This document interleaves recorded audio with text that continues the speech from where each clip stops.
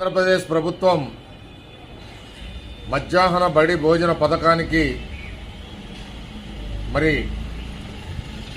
అపర అన్నపూర్ణగా ప్రపంచవ్యాప్తంగా తెలుగువారు కీర్తించే, అలానే అన్నదాతలకు స్ఫూర్తి ప్రదాతగా, అన్నదానానికి స్ఫూర్తి ప్రదాతగా నిలిచిన తూర్పుగోదావరికి చెందిన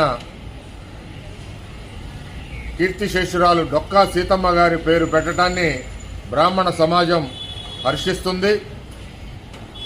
ఎందువల్లంటే డొక్కా సీతమ్మ గారు స్వాతంత్రం పూర్వక ముందు నుంచి ఆమె 100 ఎకరాలను సైతం అమ్మి బాటసారులకి ఉచితంగా అన్నదానం కార్యక్రమాలు వారు ఆమె కుటుంబ సభ్యులు నిర్వహించేవారు. అప్పట్లో ఆమె లంకల గన్నవరంలో